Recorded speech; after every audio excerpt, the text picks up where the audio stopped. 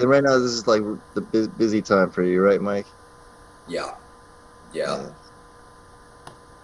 yeah. I got a lot of work happening.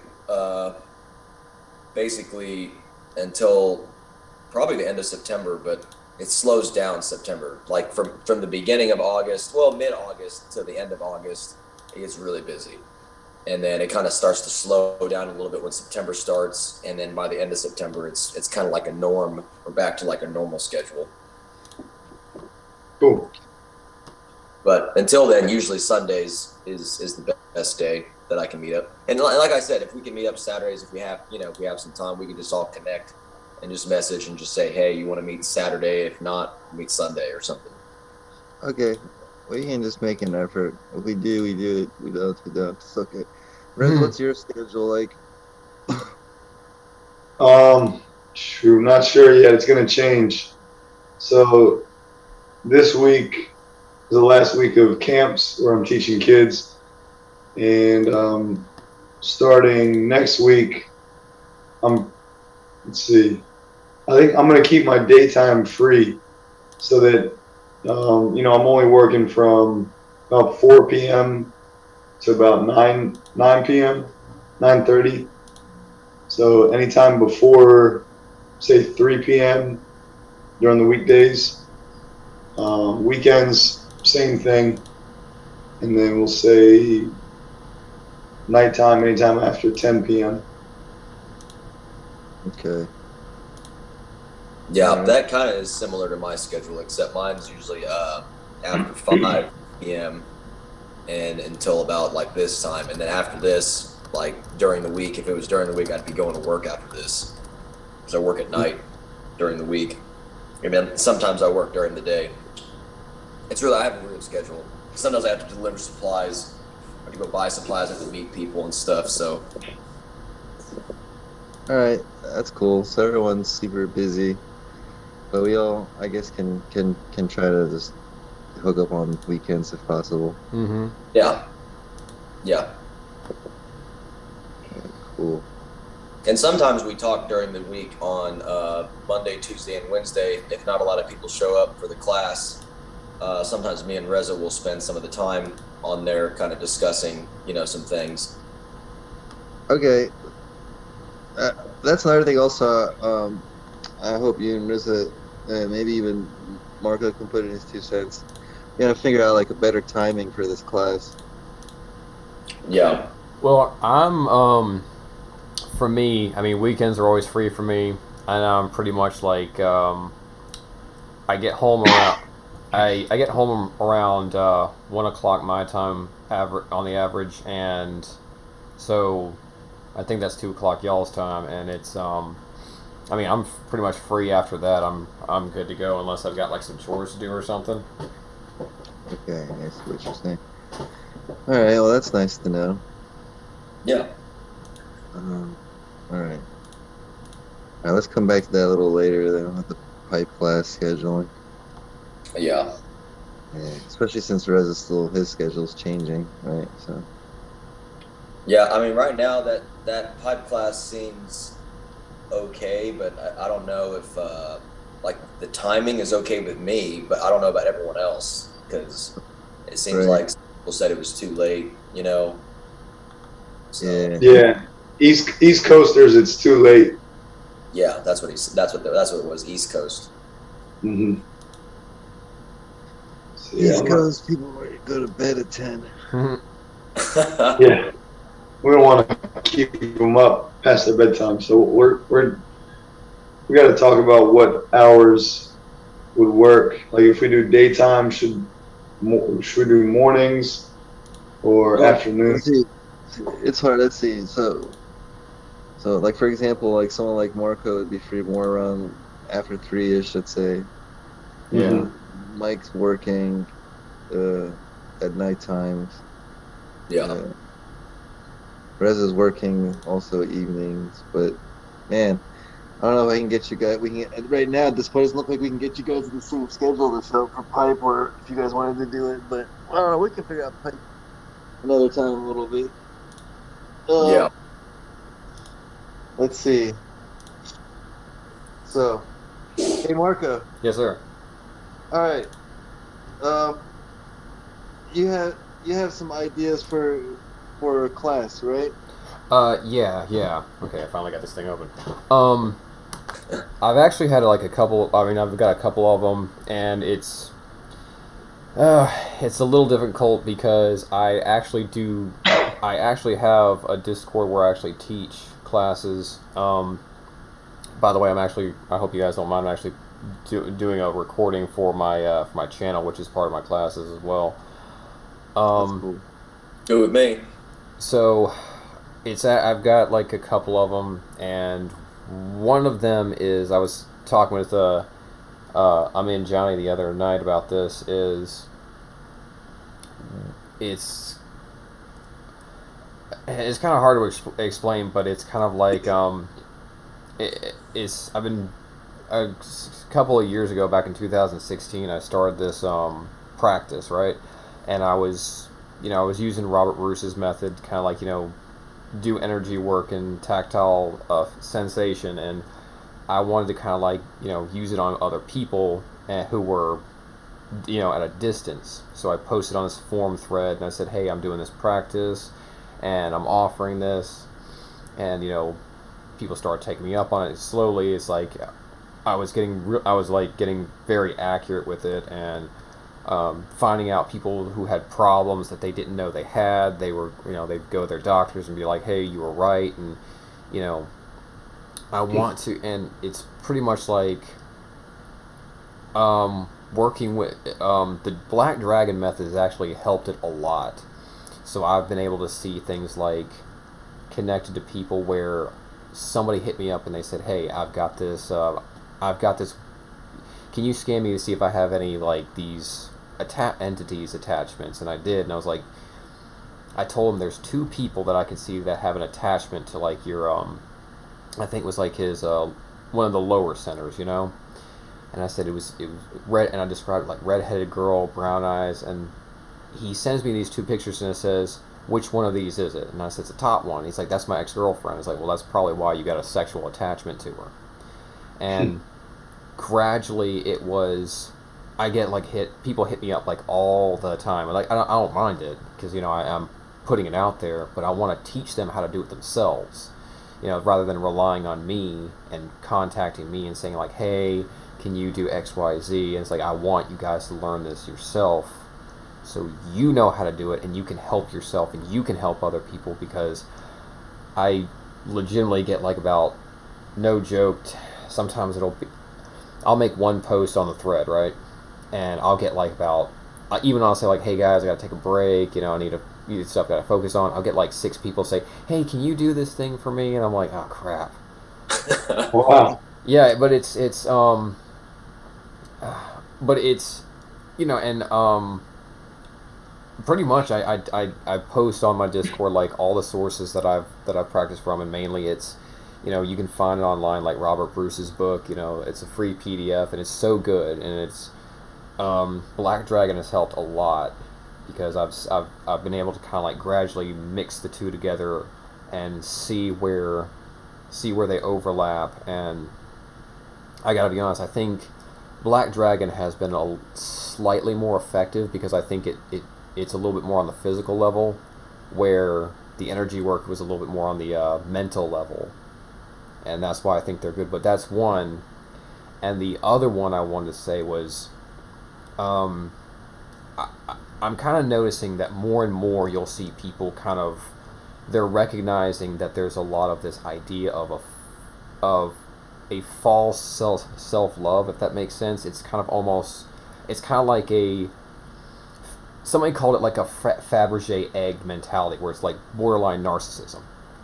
And I'm wanting to work on a course where it's like, look, I talk about like about Stoic philosophy, where life is hard, but it's you have the ability to overcome this. It's very, I don't know if you guys know about Stoic philosophy, but it's very Taoist. It's very Yeah, what's that yeah, I guy? know what you're talking about. Oh, It's what?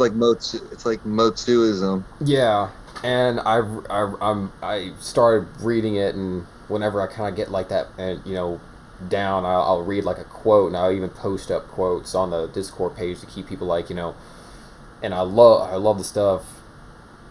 I'm just kind of Yeah. I'm trying to remember that one guy. He was like talking about like you float down the river, don't fight the river, you float with the river. And Yeah. was Lu Lao Lao uh Tzu. Lao, that's the guy.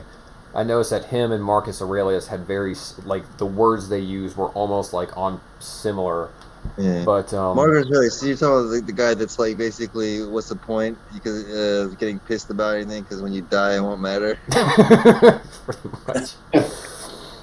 But no, yeah, it's great stuff, but it's building a lot of mental fortitude, and I love it. I did a class once where I called this thing like I called it a dark meditation, but I found out like a week later Marcus Aurelius had something similar he called negative visualizations, and it was Oh actually yeah, and so that was something I was starting to implement. that stuff's cool. It is.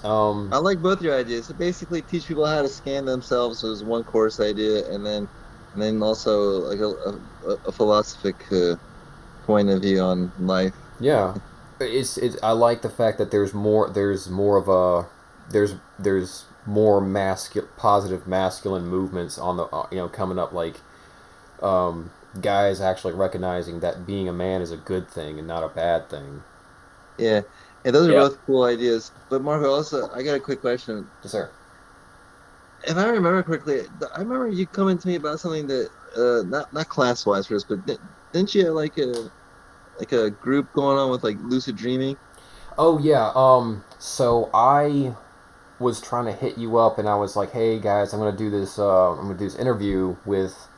I was trying to. This is when I was like trying to connect our groups together with Telekinetic Academy and my Discord.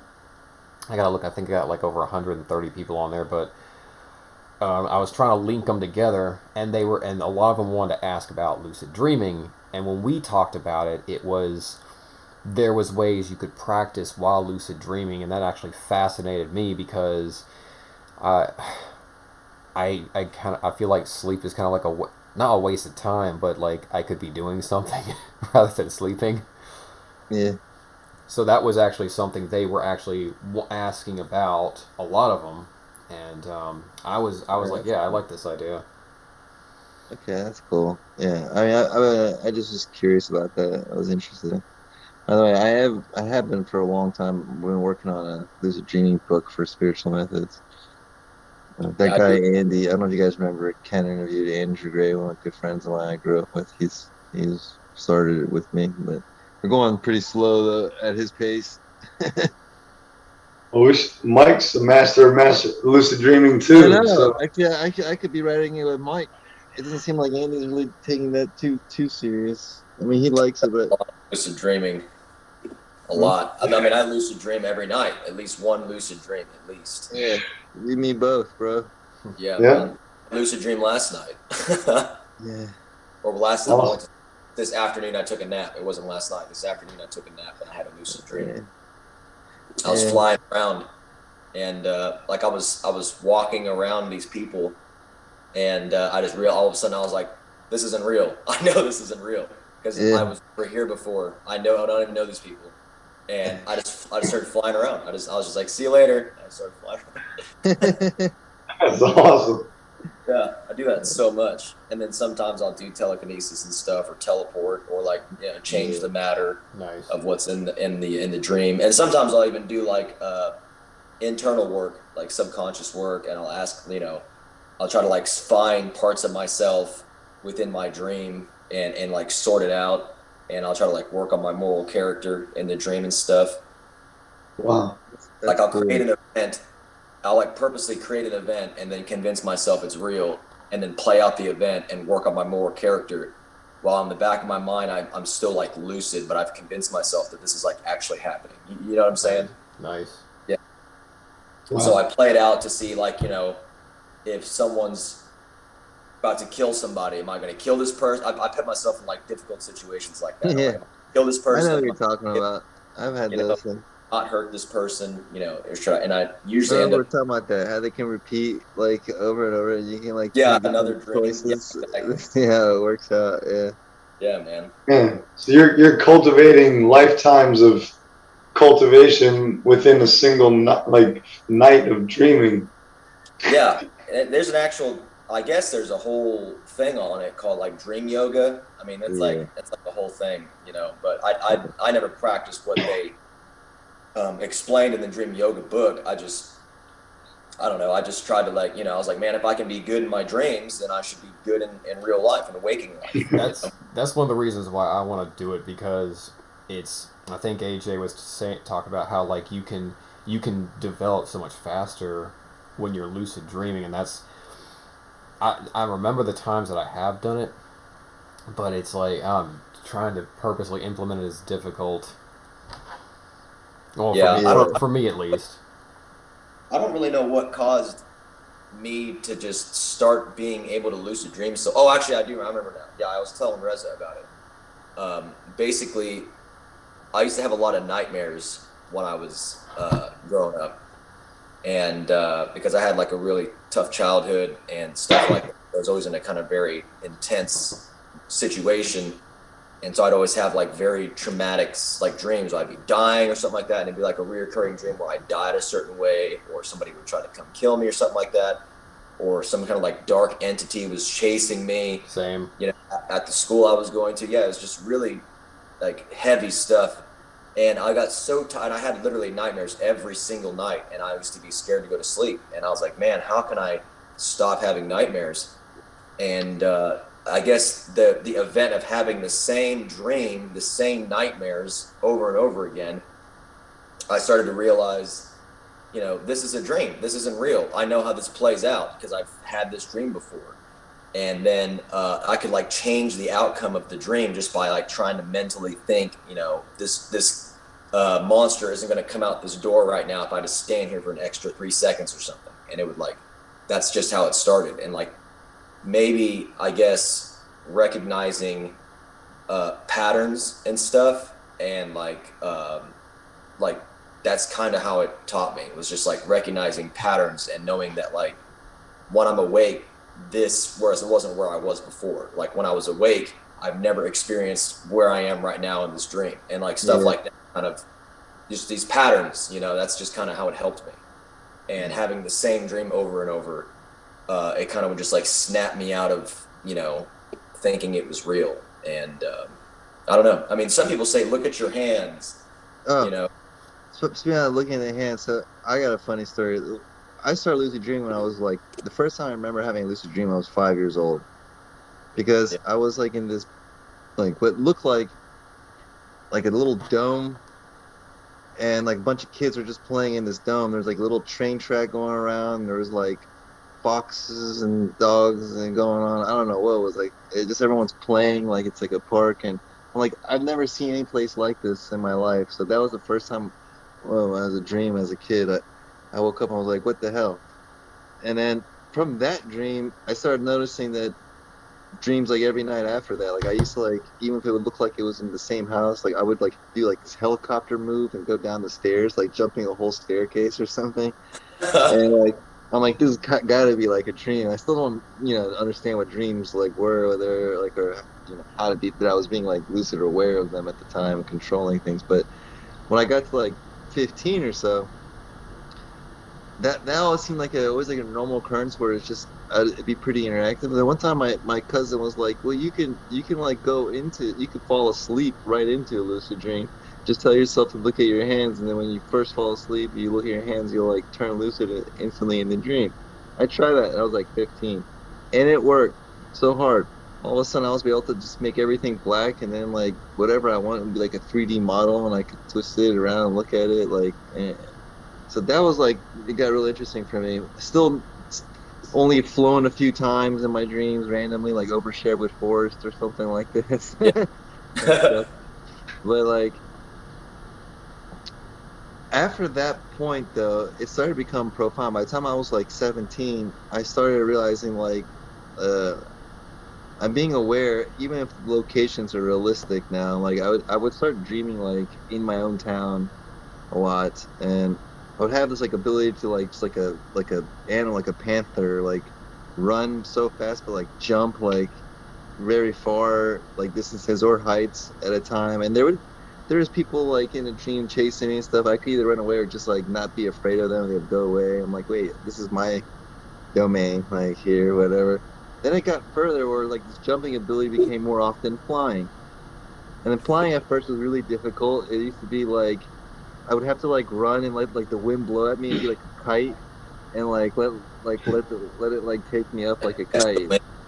And then it'd be like all hard if I was up on there, like I'd be like, trying to balance and realize it's nothing to do with my balance. So, like it has to do with like the direction of my mind. Like I just think up, it starts Exactly. going up, it's like not using the body. I got better and better at this. So all of a sudden now flying after by the time okay, we go back like 10 years, like let's say when I'm like 30, like around your guys' age. I'm able to fly like Superman. I can like shoot up like like this if I want to, and like fly down and do like a super punch. And like one time I did this. There's these bad guys on a boat, and it was a nice day. Everyone's like on this cruise ship enjoying themselves, and also like these bad guys like pirates come up onto the boat. And I was like, oh no! And they're like trying to take hostage of everybody. So I shoot up like Superman in the air, and I come down to hit like the main bad guy, dude. But I came down and hit the boat like them so hard, like it broke the boat in half. And instead of saving everybody on the boat, I ended up destroying the whole boat. Oh no. You're like, oh dang it. It was terrible, but so from that point I remember I started learning to be more careful with my abilities. Right? I need to be Yeah. funny shit like that. I'd be like in a mountain, some samurai guys trying to chase me with the sword. I'm flying up in the snow. I'm like, oh, I'm out of here. That's that shit. Yeah, man. Like getting really good at flying in these weird conditions and stuff too. And it became even more from flying. Then the next thing became easier to start doing was telekinesis in the dreams, like getting a focus and not like now days I can go like to in my dreams for fun. Like if I'm in a grocery store area, I'll go start playing with the fruits and stuff, I'll Like start doing stuff, and like the dream people will be all entertained, like, oh, that's so cool, and I like learn how to like heat up my hands or like put my hands like through like glass and plastic and stuff like this kind of thing like that. But it's Wow. like yeah, so Yeah. these abilities start happening just by themselves more and more. You know, it's like each time you lucid dream, you just get better. Uh, and then there's been those kind of lucid dreams where I've liked the place and not wanted to leave, and so I stayed for like really long periods of time. yeah, Also, once I learned how to stay long periods of time, like years back, I was able to do kind of what you're talking about, the dream yoga. I could sit there and meditate in the dream, for what would seem like 30 hours in one session, you know. So that stuff was pretty cool. But nowadays, you know what I do pretty much every night? I have this beautiful mansion I usually go to, and I have like a dozen hot babes there. I hang out with, Based. and it's That's cool. great. Who yeah. needs You to play my with the dream superpowers? Where's the ladies pretty at? much like consistent, the same dreams. It's nothing real spectacular nowadays. I mean, I do fly around and like teleport and like walk through walls. Like one time I tried to go. Oh, I had a really crazy dream one time. I tried to go to Tibet, and I heard about like this special tower that there's like no entrance, and the only way you can get inside the tower is like you literally have to walk through the wall because there's no windows, no doors, or anything, and there's two layers to it. So there's like rock and then like some other layer inside. And I didn't know if it was true or not.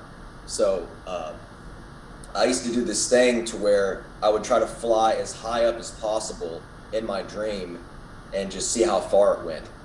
And one time I flew up so high into the sky that I was like in outer space or something like that. And it just completely just emptiness. And then I did that Superman thing. You come all the way down, and I told myself I was going to be at Tibet. Like I went all the way up, and I came all the way down, and I landed in Tibet right next to that tower. And it was so crazy. I was trying to go into the tower, but somebody was like stopping me. Like they wouldn't let me go in the tower. And it was like I was like, this is weird. This is my dream. I can go in the tower if I want. and I couldn't get in the tower. I kept trying to walk through, and it was like somebody was pushing me back out. They're like, no, no. I was Yeah, like, what? that's just funny. I Hey, can do it. you know what's interesting? You remind me of a thing when you said going up and down like that. I did this thing one time where I was in a dream and I was in this like weird what would look like a abandoned like jail or something like a weird building like that, like a ward or something like this. And I didn't want to be in there, so like I didn't know how to get out of there. So I somehow like just went through the floor, went down, and I could go down like all, and I went like all the way down to like the basement, and it was like I went down even further, and there was like a place in the middle of the world, like Earth, like little. Like a I was like, Garfield Oh, oh, Earth. yeah. Flew Yeah. back up, and like I went so much to the sky, even up to space. It almost seemed like past space was even like heaven. It Yeah. was like crazy. I'm like going like in an elevator up and down stuff. I remember that what you said that reminded me of That's funny something. that you mentioned the center of the Earth because I tried to do the same thing. I tried to go to the North Pole and go like supposedly there's like a hole in the North Pole you can get into the center of the Earth, and I tried to go up there in my dream, and I hit like a barrier, like I hit a force field and I couldn't get through it. So then I tried to do what you did and like go through the floor, like through the Earth, and it was really weird because I was going through the Earth, but then I was going really really fast, and it was as I was going faster, I felt something was like pressure, like crushing me. So then it Yeah. shot me back up. It was like I was going to a point, and then it started like crushing me, and then it just went, just shot me right back up. So I never get. oh, So That's weird. funny. That's cool. You Yeah, know, I've also experienced sharing dreams with people. Different scenarios here. Well, like one of them is the like Tai Chi master guy, Mark Owen that I'm friends with. Me and him a long time ago, we used to be able to share dreams. We would meet each other on like a beach and sit there and have conversations with each other when we're dreaming. We'd call each other the next day, and he's like, "Oh yeah, I remember that." Like and then that's all. I also observe people a lot of times. I'm able to enter people's dreams, especially if they're around me. Like I always like see Rez's dreams all the time. Like I'm like a spying on like his dreams, that's crazy. and then I've met there's been certain entities or people you want to call them like consciousnesses that have entered my dreams and they were clearly not my dream characters or my lucid dream world. Like they're actually in control of like the construct that I was experiencing, and it was like and they're blatant about it. You know what I'm saying? It's like 'cause it was weird. I had a couple weird occasions. They had something to teach me too, and I learned something interesting about those. It was pretty interesting. There's people out there that definitely can enter people's dreams and I believe that. do Me and, stuff. me and my brother shared a dream one time. My brother Dave, we were at Sam's Club, and there's a Tyrannosaurus Rex in Sam's Club, and it's like I don't know if you guys have Sam's Club where you guys are at, but yeah. So, anyways, it was I saw Dave, my brother, in the dream, and he was like across at a different aisle, and I was at the front entrance, and this T Rex was like walking around trying to find people to eat, and I saw my brother. I was like trying to get to him, and I ran to the aisle where he was, but then he was gone, and then I woke up. It was like a really short dream, and the next day I was like, man, I had this weird dream about being at Sam's, and I saw you, and you were in like this aisle, and I was at the front. He's like, wait a second. He's like, you had a dream last night about a T Rex at Sam's? I was like, yeah. He's like, dude, I did too, and you were in the front, and he's like, I tried to run to the front to get to you, and I was like, oh, I ran to the aisle to get to you. So he switched places, and he's like, yeah, and then I woke up, and I was like, dude, I woke up after it was so crazy, and I was like describing what he was wearing, and he was like, yeah, he told me what I was wearing. It was so weird. Yeah, And, yeah. I almost didn't believe him because I was like 8 years old, and I was like, no, no, and then he like described it to me, and I was like, wow, man, that's crazy. We both had the same dream, and we were like, and then after that, we kept trying to meet up in the dreams, but we couldn't do it. Like I kept trying and trying, but we just couldn't do it again. Yeah. I think most of the time when I remember my dreams, Amin also remembers seeing me or being visiting. Because every time I tell him what my dream is, maybe like a couple times a week, he's like, "Oh yeah, I was there. I think I remember seeing so and such and such." It's like every time. That's like when I told you, Reza, I had that dream that I was at your guys' apartment, and Yeah, Amin was there with us, and we were like, Amin was like showing us some telekinesis, and I could literally feel what he was feeling while he was doing it. It was insane. Like I could literally feel your energy. Like it was so weird. As like I was feeling you do it, and I could like feel it inside of me as you were like projecting your energy, and you were all you were doing was just moving the side wheel, and then. I was like, "Whoa, man! I can feel your energy radiating inside of you. It's crazy. I can like sense how strong your energy is." And then you're like, "Yeah, man, it's really cool." And then you like walked away for a sec to go back towards your room, I guess. And then I turned around, and then all of a sudden there was this table set up, and it wasn't there before. It's this plastic table set up with all these side wheels on it. And then you were on the balcony, and you like knocked on the glass door, like the glass door window, and you're like, "Hey, hey, look, look!" And I was looking down at all the side wheels, and I was like, "Holy, how did you get all this set up so fast?" And you just cracked up, and you're like, "Watch the side wheels," and you're going like this, and they all just started spinning. And then Reza was cracking up. He's like, "Do you see that?" I was like, "Yeah, man." So me and him walked up to the table, and I was like looking at it, and I looked up, and then you weren't at the glass, you weren't out in the balcony anymore, and I turned to my right, and you were right there. I was like, "Oh shit, I mean, what are you doing?" And he was like, "You're just like standing like right here next to me." You're like, "Yeah, it's pretty cool, isn't it?" he does that all the time I in know. real life. And then we went back to the table over here. You got like a little table in your kitchen, and and we were just like talking at the table, and like we were like talking about telekinesis and stuff, and it's just hilarious, man. And I like saw your apartment. I was describing it to Reza and Ken, and I could like see it because of this dream. I had this dream, and I really saw your apartment. It was crazy. Yeah, everything you described was accurate. Yeah, I Yeah, had no idea. that's great.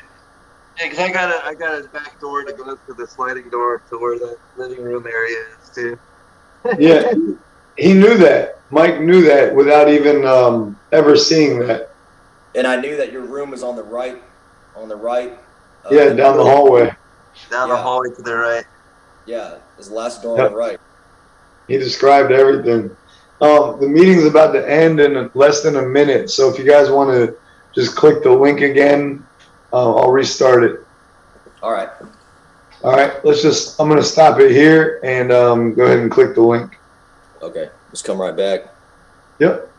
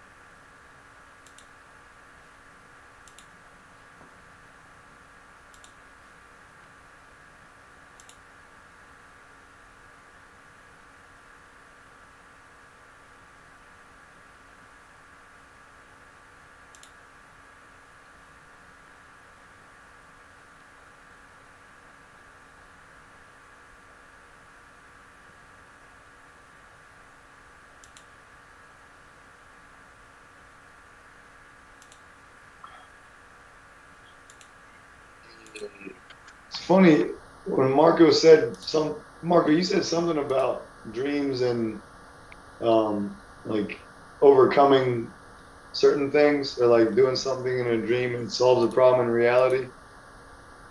Me? Well, if I did, I honestly don't remember. Sorry.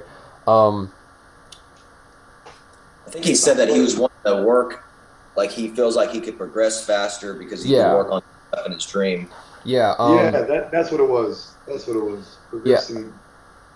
That was actually something that me and AJ were talking about, and I actually liked, and I really enjoy that idea. It's difficult. I like my security job, I really do. It gets a little hard because like I'll be sitting up there and I'll be practicing cultivation, and it's I've got the time, and it's just the whole thing of like I keep having to split my attention, and it's kind of weird. Like, your sergeant pulls up and says, "You're not falling asleep, are you?" It's like, no, I'm actually meditating, but That's awesome. but I did want to say this, and primarily it's this is actually this is hold on, make sure this thing's working real fast. But primarily this is for my. Is it working? I hope it's working. Come on now.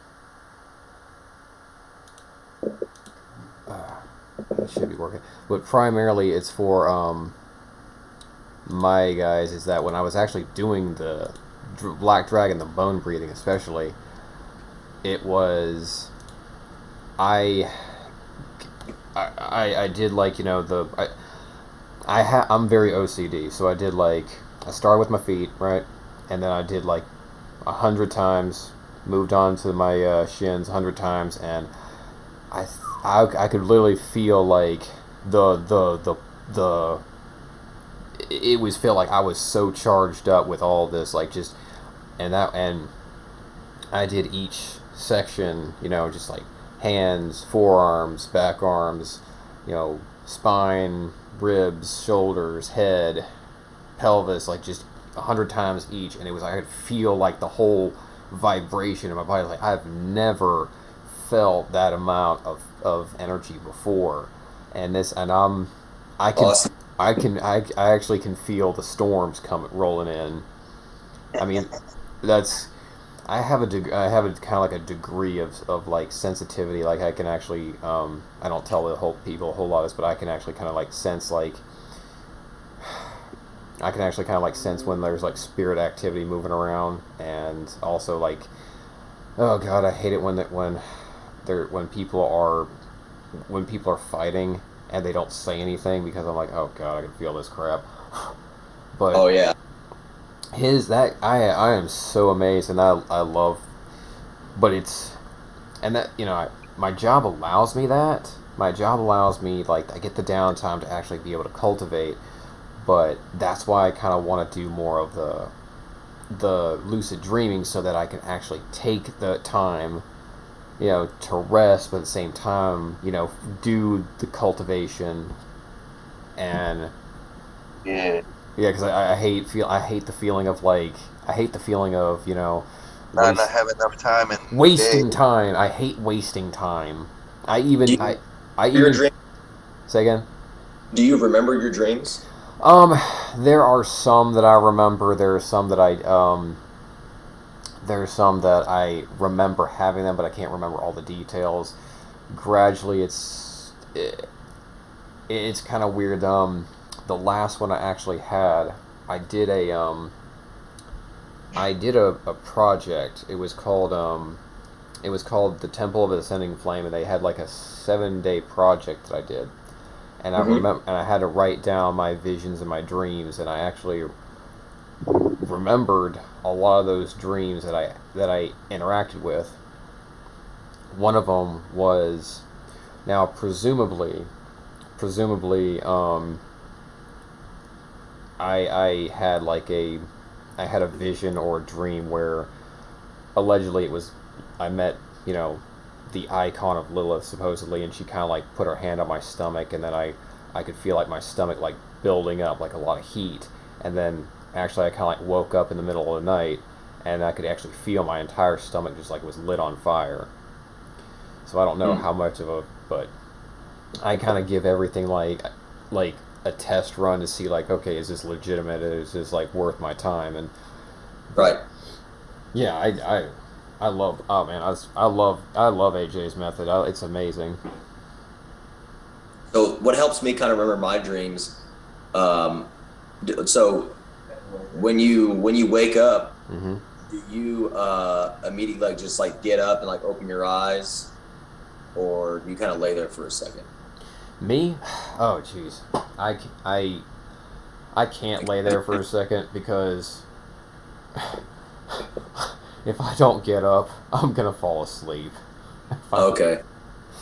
okay. Yeah. See, what helps me is when I'm waking up from a dream, uh, my mind, I try to maintain like so I guess when you're going into a dream, the first things that kind of start to appear are like sometimes sound and like then like feelings and stuff. Those are kind of like together, and then the visualization starts to appear. So usually it's the sound first for me, and so it's like the When you talk about reverse. sound, you talking about that thing like, okay, when I lay down and I close my eyes and I'm starting to doze off and like letting go of all my thoughts and stuff, I start to hear like this music Yeah, it's kind of like that. that It's, plays that's like endless. It's like going like with the wind that I can hear in the room from like a fan or something like this. It's like in between, like the yeah, right like the right angle. You start hearing it. It's like an endless like classical or like jazz like thing. yeah. It's funny. That's Yeah. exact. It's a lot like that. So when you're starting to lucid dream, it's almost like that noise becomes louder and it like manifests into like a dream. And so basically, it's like the opposite when you're waking up. Uh, so the visualization will disappear, but then the sound and the feeling and the mental thought will still be there. Hmm. And it's like the dream is fresh in your mind. So when you're starting to wake up, at least for me, you said you might fall asleep, but you may want to try it because if you fall asleep, then maybe you'll like pick up from the dream where you like just left off. And I just keep my eyes closed, and I would try to feel myself. There's like the in between state of like being awake and being asleep, and this Hmm. is kind of where you're at when you're waking up, and you just maintain your eyes closed, and you try to think about what you just dreamt, like be like, oh, that was a dream, and Yeah.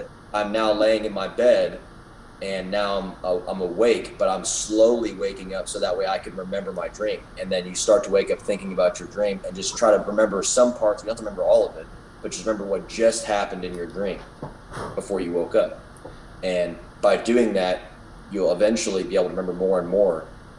Yeah, And I remember when I was back in the day, like I think I got better at doing it more consistently and remembering better because when I would wake up, I would think about like what the hell happened and try to yeah, remember the details and stuff.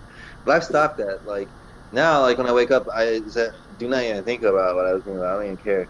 Like yeah, I don't want to even go there, look at it. And when I do fall asleep to lucid dream, like when I fall asleep now, I fall asleep in a way where when I close my eyes, I stop all my thoughts and stuff, and then I see like all the things start forming, and I can just observe them, and like it'll go into the dream this way, and I'm there. Or if I want to make it a certain way, I can I can form this stuff into the shape I want, and it becomes like real and enters a dream. But also, there's this other thing that's pretty interesting. This might be interesting to you guys. Is uh, like the way my brain, at least for me, works when I'm going to bed, lay down, and I'm trying to cut down, the thoughts, the noise, I'm trying to mhm, empty the mind. It's a different thoughts inside the mind, different feelings they have. They're like different worlds in themselves, or different like planes, walking, so to speak. You know what I'm saying? Like and like kind of like magic. I play Magic the Gathering, so I like that term. But it's like a multiverse of out there. So like, if there's like my mind is empty and I'm waiting for to see where I'm going to enter into. If I don't like it, it's like kind of I can just tell myself, all right, change the channel, and then it's like, all right, and I'll go and be like fresh start and be like, all right, and then another thought or whatever will come in that one. I'm like, oh, I don't like that. Let's change channel. Like, forget that. Like, it's like dreams want to build and like it's like you can kind of see the script of what you're going to go into before you go into, and you can be like, no, I don't like that script. Change the channel. Like different That's channel. true. Yeah, it's like changing the channel. That's totally right. Yeah, That's very similar. It was like it's a yeah. good analogy. Mhm. Yeah, man. But yeah, I But think if you start doing your dreams more, Marco, then I think, or Mark, I think eventually that it'll help you start to recognize when you're having a dream compared to reality, like real waking life. And by doing that, I think you'll be able to recognize I'm in a dream or now I'm awake or whatever. Because eventually, I don't know if this will happen to you, but whenever I was starting to have a lot of lucid dreams and I wanted to learn how to levitate in my waking life, I would try to make my dream as realistic as possible with like the same kind of physics and density and everything. And so my dreams became ultra realistic. Nice. And there was a moment when I couldn't tell the difference between my dream and waking life. And sometimes when I was awake, I'd be like, wow, am I dreaming? Like, and I'd have to almost like confirm that I was actually awake because it was so similar. And my dreams, I would be dreaming about what I'd be doing that day, and then I'd have like a bunch of deja vu's because my mind could like somehow deduce what I was going to do that day and what was going to happen, and I would just have of my next day. So I really think that Yeah, by remembering your dreams and then being able to differentiate between this is a dream and now I'm awake. If you can differentiate between that by having, memory of your dream, knowing what it's like, the breathing, the density in the air, the crystal clearness, the shapes changing. If you turn away and you look back, they're different, stuff like that. Just little subtleties that you may overlook. But if you do it consistently and can remember, like then you're going to be like like, oh, like it's a like dream. yeah, it's good to notice the funny things too, and in the dreams that always helps you remember things more. Like Yeah, man. one of the things for me is like if there's like a painting, for example. Painting is like kind of like looking at a TV set. Like it'll like the things will be like alive, like moving Yeah, inside. Yeah, that yeah. is true. Yeah.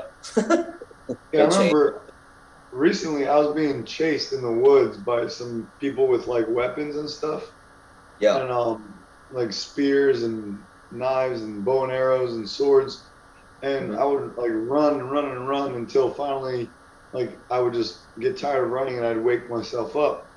But then it happened over and over again, and then once I realized that it's happening, that it was a dream, like because it kept happening, my my brain was able to understand that, wait a minute, this is not real life. Like this is a dream. I can wake up right now if I want, or I Exactly. can do something else. And I was like, why not just fly instead of trying to worry about these arrows trying to hit me? So I just took off and just put one hand up like this and just took off and started flying.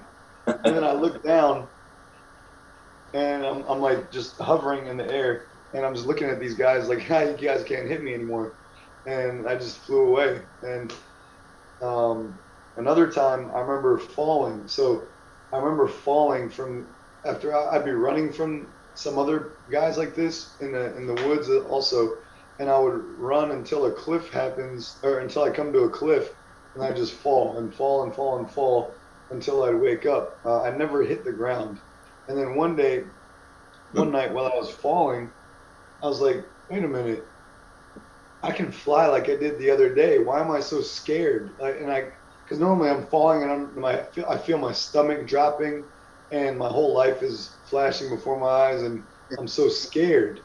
And then this one time, I realized while in the midst of being fearful, I'm falling, and I'm so scared. I'm like, wait a minute, this happened before. And then as I realized that, I realized this isn't real. And then Yeah. I remember I was Right. looking at my hand while I'm falling, and then I made a fist, and then just did the same thing I did before and raised my hand up and just started. As I'm about to hit the ground, I literally start hovering above the ground, and then I was like, oh. I can actually go higher if I want. So then I just took off and just boom, started flying. Yeah, but what you said right there is that you remember that you did it before. That's like the thing with dreams is like if you remember what you did before, then it gets easier the next time. Next time, remember you're able to do it like easier and more readily than the other dreams that come down the road. It's like, oh, I remember I've done this before. You know what's crazier is that like over time with lucid dreaming, you definitely can also make like dream friends, you know, and it's like and the relationship can keep continue going on like days after days, weeks, years after years. Like you could be like there, like the other night I had this one girl in my dream. She was like wait, how do we meet? And then like I had to like go back like 50 dreams, remember like that one dream that we were like, oh, it was like when we were at the coffee shop and I was like I was like, oh, you got a cup of coffee there, saying some dumb, stupid line, and then I picked you up over there. And she's like, oh shit, I'm like, yeah. It's like funny. It's like, and it's like so. It's kind of like a soap opera, but I've had that before where it was weird. I was like in a spaceship with this one girl, and she was like my significant other or something like that. And the spaceship was like all red inside, but it was like a small spaceship. And she was like telling me that we're flying to Earth, and I was like, "Will I ever see you again?" And then she was like a little bit older than me for some reason, and then she's like, "Yeah, eventually you'll see me again, but you got to do this, this, and this, and then you'll see me again." And then it was so strange. We were coming into the atmosphere of Earth, and then I woke up, and then much later, I had another dream about her, but I couldn't talk to her. She was like, I knew it was her, but she was like really far away, and I was trying to like get her attention, but she kept like walking farther and farther away, and it was like almost like no, you can't talk to her yet. So, but yeah, that dream kind of carried on further and further, and it was almost like she didn't recognize me, but I like knew her, and it was like carried on like it was like 3 years apart, and then the next right, dream like 5 years later, but yeah, I like knew it was her because it was like almost immediately I had this flashback of us being in that spaceship, and yeah. I was, oh my god, this is the girl. Another last thing I actually wanted to talk about lucid dreaming. Then I want to change the subject, but like Yeah, memory, building your memory is very important for lucid dreaming. So, like I like to play Magic the Gathering. That game uses memory because you got to memorize cards and what they do, and you build decks, right? So I noticed like the more I play Magic, for example, the stronger and easier the dreams are to remember. If I notice if I don't play for a long time or I don't do anything that like works my memory very much, then it's easy for me to go like a night that like, oh, I actually didn't know if I even dreamed anything last night, you know? yeah, So, I agree. Memory's a huge part. yeah. So, all right. I want to talk about some ideas I have for the energy cultivation website. Yeah, let's Okay. hear it. Um. So I was thinking we were going to have a bunch of modules, other than what you guys already been working on or want to bring to the table. I want to make a few things. They're going to be like just one of them will be like straight up a qigong module. One will be a tai chi module. One will be a yin yoga module. I want to do a breath work stuff. Well, something with the breath work. I wanted to ask Marco about. Marco, didn't you say something about how you know like how to do the under like about scuba diving and stuff? And Yeah, I took some years ago. I took a scuba diving class. I'm actually certified to go 60 feet, and I'm certified in nitrox training. That's And dope. awesome. yeah, I wanted to do something with it professionally, but I never got the opportunity.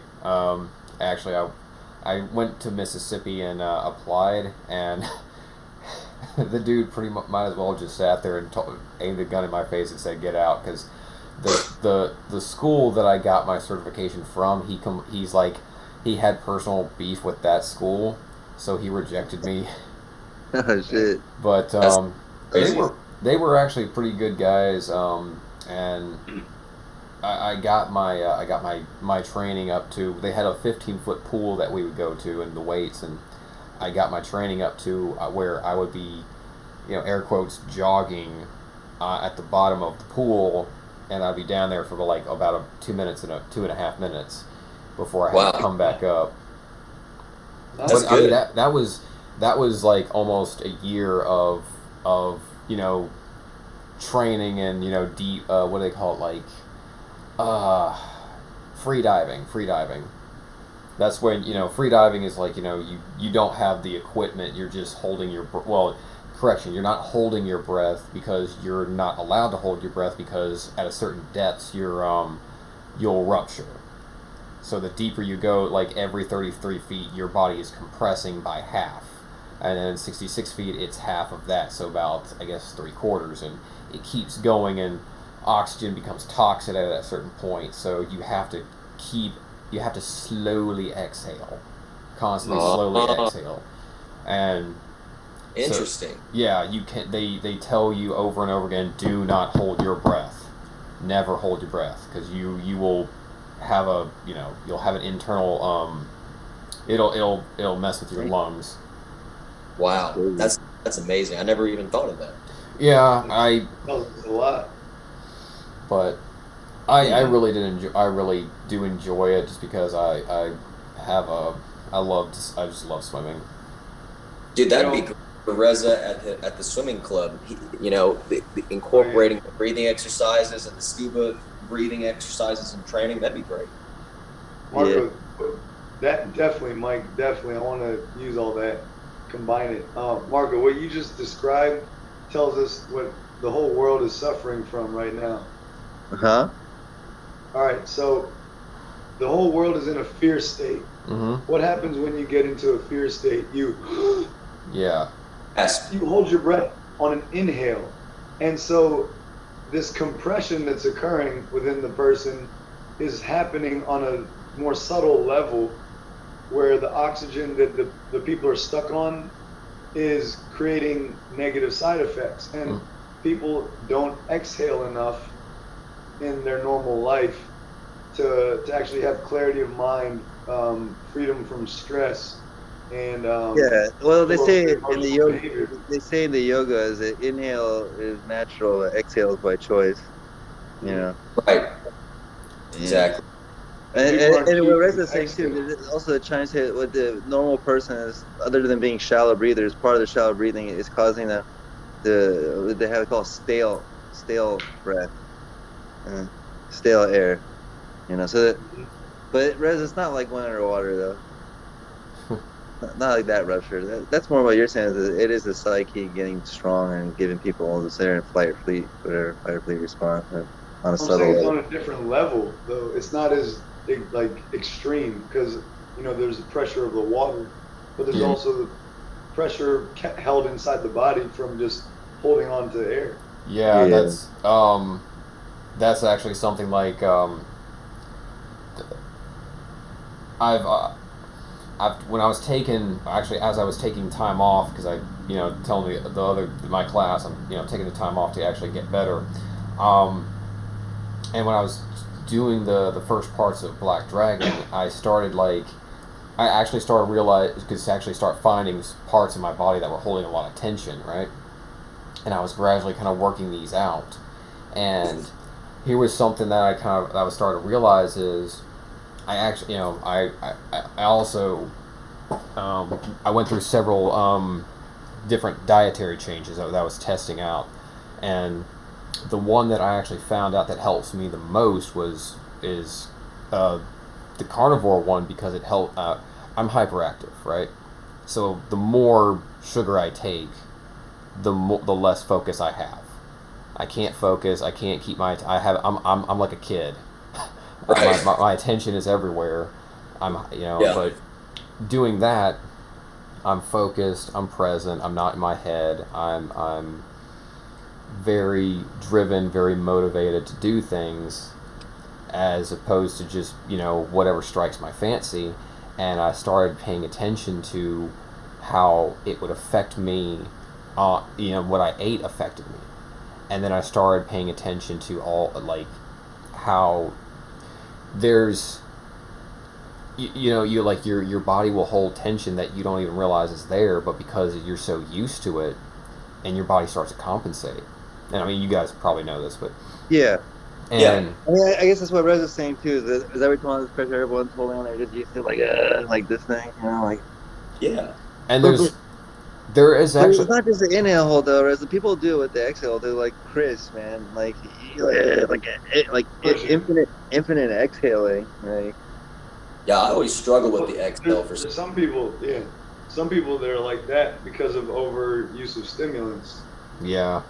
overeating or whatever, smoking too much, drinking too much. They might But push. yeah, but either way, either inhaling and holding too much or exhaling holding too much can create tension in the body Mhm. Right. That's instead of letting it relax. Yeah. Well, Is in that one what you're th- saying? one thing in Yeah. one thing in my case is, and this is, I've another thing I was picking up. This is actually does deal with a lot with breathing, especially when it's when I'm dealing with somebody when I'm dealing with somebody who's being like stupidly difficult, Mhm. and let me be extremely literal. When I'm dealing with a stupid person, Yeah. I hate stupid people. I'm sorry, I just hate them. No, I Um, understand. like my father's Danish, my mother's Spanish. I'm naturally aggressive. I'm naturally hot blooded. So, and it's like I talk fast. I have to consciously talk slow, but I talk fast, and I notice that when I do this, I'll inhale and exhale, and I'll feel like when I inhale, I can feel my lower abdomen getting really tense, and when I exhale, I can feel my throat tightening up, and I can Right. notice like those two and I'm like, okay, that's it's funny. Like I'm trying so hard to sit there. Like I have to make conscious effort to talk slow. Mhm. But it's like with those breathing, um, like Reza was saying, when you do that sudden gas, like I can feel like well, actually, let me probably say like it's correct. It's reversed. When I inhale, I can feel the tension in my throat. When I exhale, I can feel the tension in Yeah. my stomach. So yeah, but yeah, it is that, and a lot of it is the fighting the urge not to just like strangle people, and like you need to get out of the gene pool. Yeah. But I, that's my why I my think it's. my sorry, just a side note, my group knows that I'm a very on my usual live stream during my classes, I'm an extremely vulgar person. So they're like, wow, you're being really professional. They're watching this thinking like, oh my god, he's being very professional and quiet, because normally I'm just like a mouthy vulgar person.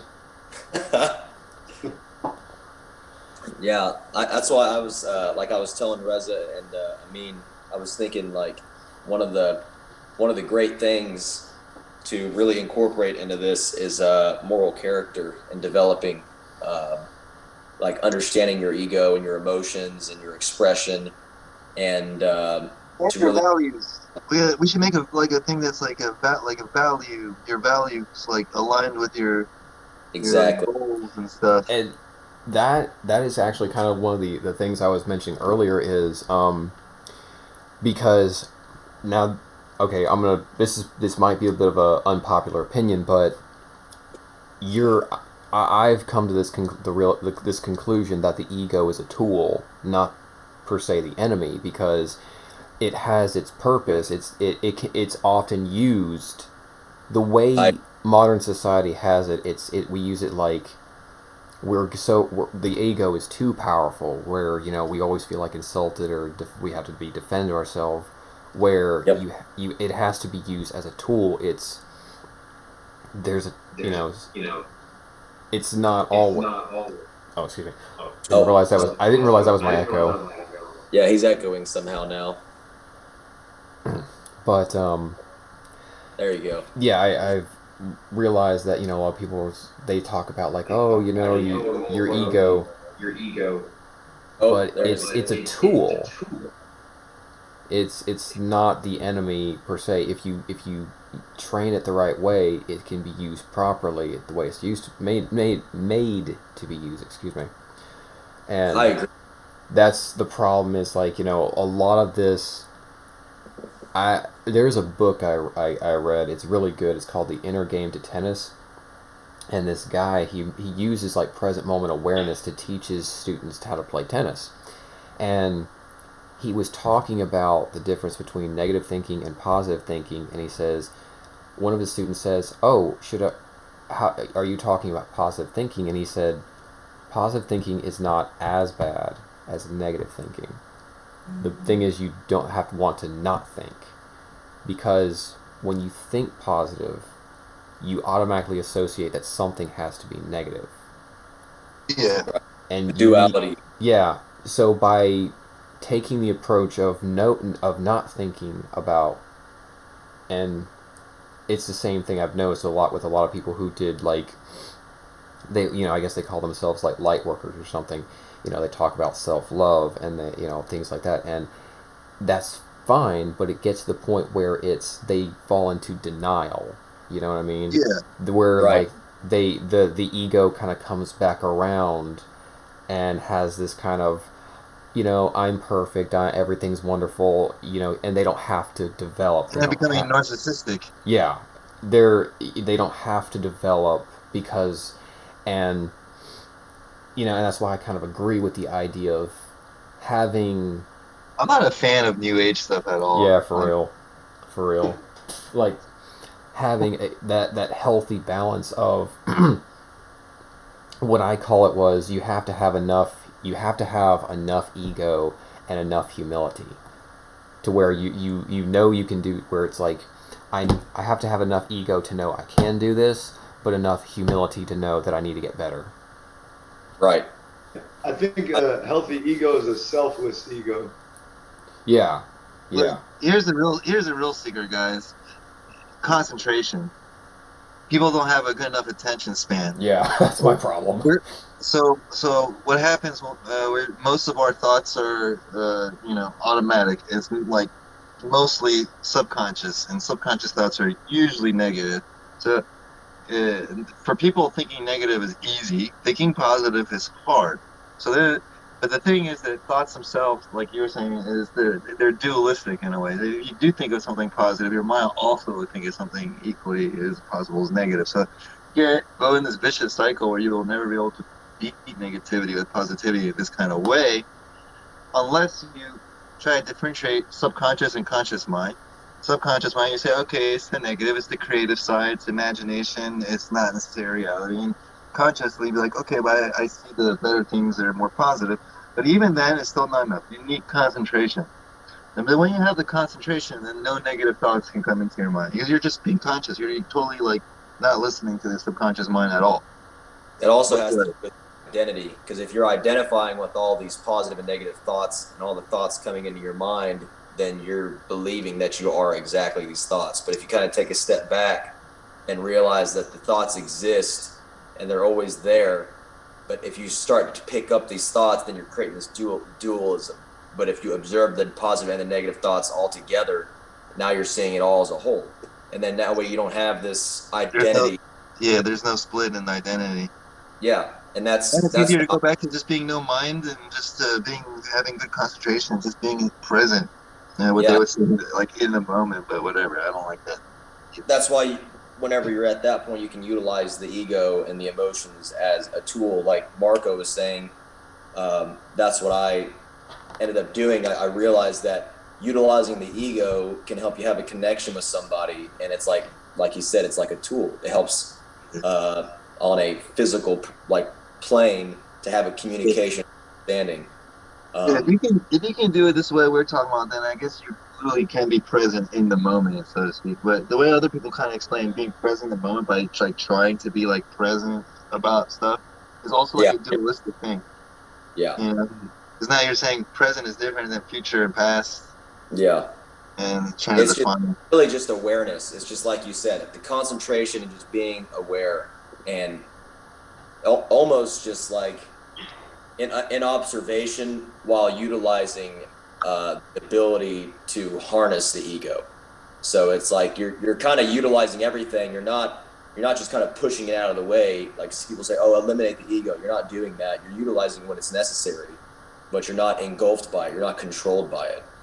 And that's kind of what you do. You utilize it when it's necessary. It's just like anything else. If you have an addiction to something or you're overusing it, just like if you drank too much water, it could kill you. It's just got to have a balance. There's always this fine balance, and the better that you can find this balance, it feels so much more natural and more smooth.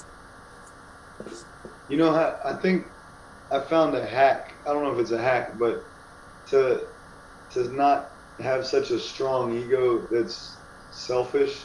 Because I think a lot of this new age stuff and what most people are trying to do for improving their health is they're stuck in this me mode, and they're not looking for like a greater purpose. So it's like the idea is, instead of trying to do something for yourself so much, like what is, like, have a higher purpose. Like, don't serve yourself, serve Right. like the greater good, or God, or whatever it might be that takes you away from this.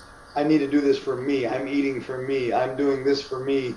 Because then everything is just strengthening this ego in a way that you're not seeing like the big picture. You're stuck in this little narrow tunnel vision. Yeah, and that's that was actually something that I was thinking of, because you know AJ knows that I'm working on doing like music, and there are live streams that I'll go to where I'll submit some stuff that I work on, and one thing I notice is people are always kind of like, and to an extent I kind of did this myself, and I started realizing that when they post it up there, they're only wanting people to see their stuff.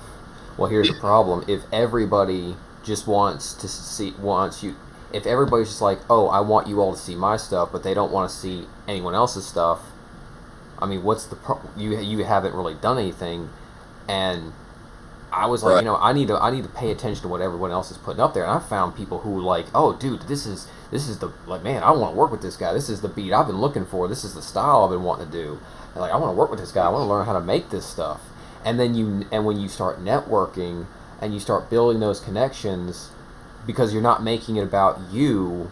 I mean, you're building a connection with that other person, and taking a genuine interest in them and what they're doing. And that's the problem. Which kind of frustrates me about some of the music community is they're like, oh, I want you to hear my music, but I don't want to hear your music. Yeah. Like Right. yeah. That's Yeah. true. By the way, Marco, Yes, sir. Mike makes music too. Yeah. Yeah. I'm I'm gonna send him your piano pack. Okay, cool. Yeah, do that. I'm trying to. I've been actually hitting up with more people, and I've got a few people who actually paid for it, so we're sending that money, the money we're making, we're sending it to pay for the relief in Greece, because I got friends over there, and they're like, dude, Greece is burning Marco, hold down. that thought. It's about to end again. Let's restart. Yes, sir. All right.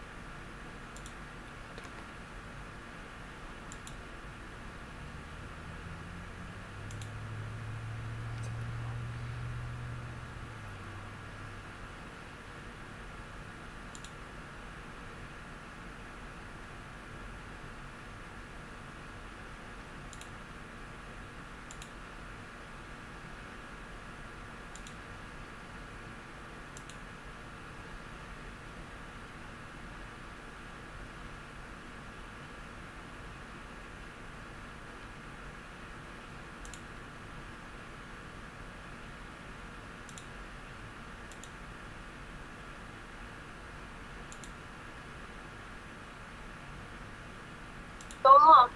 Hey, I had a great time. Thanks a lot. Bye, Billy. Hey, hang on, Billy, hang on a second, okay? I know how much you like that old track trophy of mine, so I'll tell you what. I'll let you have it. Wow, thanks. I knew you were going to say that, so I took it.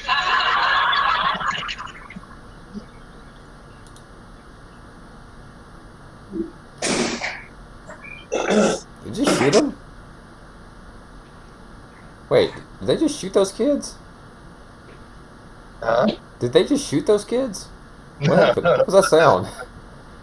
just clapping. Oh, I was watching Three's Company. oh, shoot. Hmm.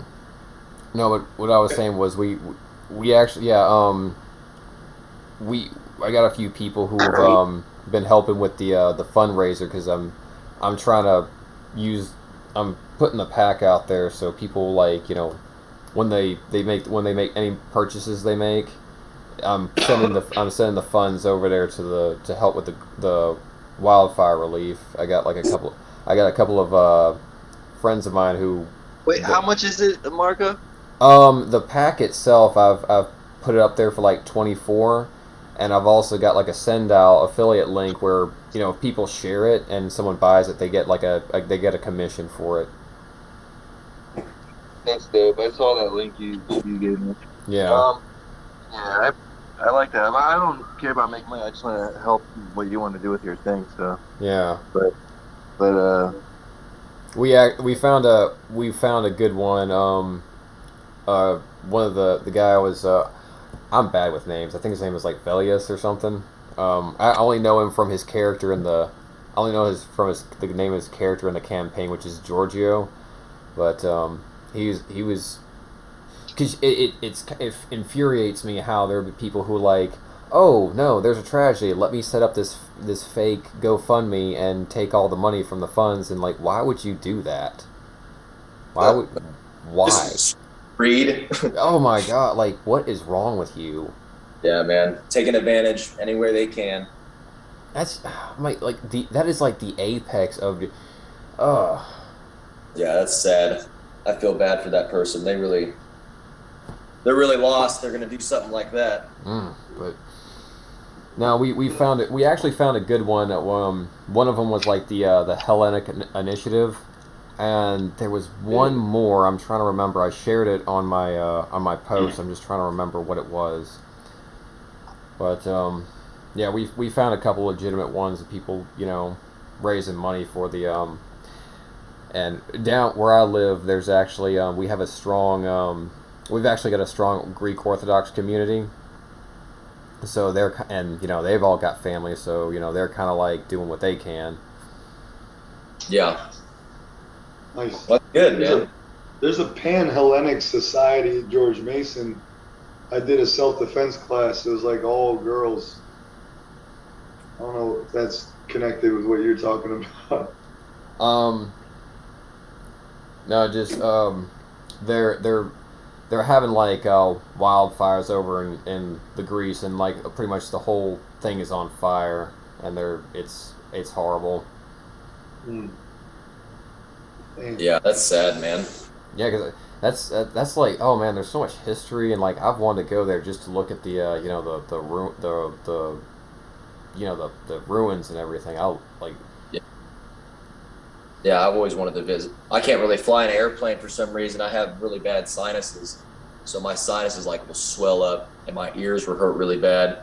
I was actually going to this lady that was supposed to help me fix it, and she does like body manipulation stuff. It's almost like chiropractic, but not really. I mean, she's amazing.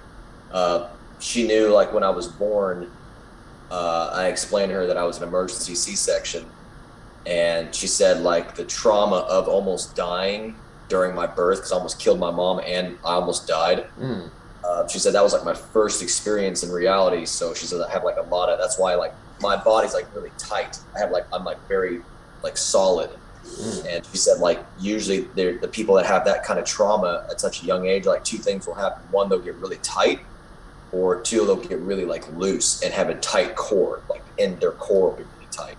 So I'm just like tight everywhere. And then she said it also kind of hammered it in more whenever I was growing up and I had such a stressful environment growing up. Yeah. And she said something about like my skull, like every person when they're born, your skull is malleable. So when you're being born, your skull will like shape a specific way. And sometimes like it won't be perfectly round or perfect, the perfect shape of a skull, because the I think it's called the lobes, or the cranial lobes will all shape slightly off center, or they won't shape perfectly. And she knew that. and she like reshaped my face and my wow. head and like my nose. I got it broken because I used to do a lot of MMA stuff, and this guy punched me in the nose like this, and my nose broke to the side, and I had to break it myself and put it back. So my nose had like a curve right here, and I had like a deviated septum. And you know, my all my sinuses, I had bad allergies, so that didn't help my breathing through my nose very well. And yeah, and then she like put her pinky in my nose and like pushed down, and like I could smell this like blood, like old blood, and I didn't have any blood. It was just like I could feel it clearing in my side. It was amazing. She's amazing. Wow. And That is good stuff. There's a guy I know, and it's kind of weird. He's a lot like me. His name he's Dr. Burrows, and he lives like kind of in northern Alabama a little bit. Well, I say northern Alabama, north from where I am. I'm in the bayou, but he lives about in Saraland, and he has this really small little chiropractic, and the man's genius, and especially like he's like $30 a visit, and this guy, he'll lay on the table, and he kind of does this thing like you'll lay prone. He kind of takes your ankles, and he kind of does this little like maneuver, and he'll barely put his hand on you, like barely touch you, and you can feel like this release of energy, and then lay on your back. He does the same things with your hand, your wrist. He'll just kind of, and he did this thing where he has like a counter of all these different foods, and he'll put stuff on your stomach, and he'll pull on your arms. He'll take it off, and we had this talk. He's like, "Yeah, I think you're allergic to oatmeal." And I said, when I was a kid, whenever I ate oatmeal, I felt sick to my stomach. And we were sitting, and that's when we were kind of talking about like that kind of awareness where it's like you're aware of what's going on in your body, and he was able to find out like certain foods I was allergic to, because the moment it came in contact with my body would react to it. And that's interesting. That Sounds is, like he was muscle testing. yeah, and I was just he actually like, I didn't even know how he did this. Like he just leaned down, barely put his hand on my collarbone, and barely pushed, and it just went popped. The whole thing just popped back into place. I didn't even know it was out of place. That's awesome. That is. That's kind of how that lady is, and that's great, man. I was actually going to try to learn from this lady, but my ex-girlfriend is learning from her, so I'm trying to let her finish. But yeah, I really want to learn. There's a lot of things I want to learn. I want to learn everything. Same thing.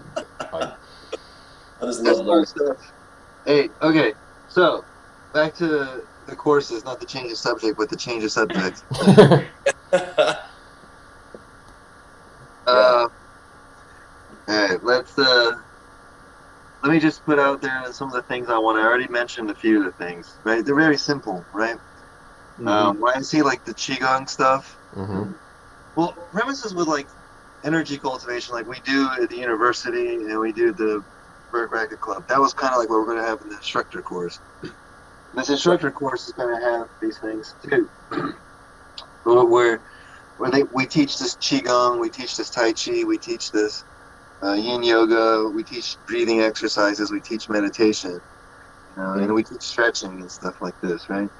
And we like the Black Dragon type stuff also, and all these kind of things. So I want these broken up. I do want to bring out Black Dragon again as a module also. I also, since I always been relying on ninja training from the beginning to this day, and I always, have that like bleed into everything I teach, let people know that's where like a lot of it comes from, or not. It is. I want to make it called like a spiritual ninjutsu course, that teaches the spiritual ninjutsu practice that I learned growing up, and so those are like, I think I probably listed like at least 5 things I want to put up there, right? Mm-hmm. But I also know Reza wants to do things with kids, right, Reza? Yes. Yeah, Mike and I were talking about that too. What type of thing?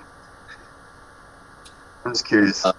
Basically, we were wanting to have like a course for the kids to help them build moral character, to teach them supernormal abilities, to like have responsibility, manners, and then incorporate their family members, like parents or whatever, they could learn with the kids and have a course that kind of like entangled them together, and stuff like that.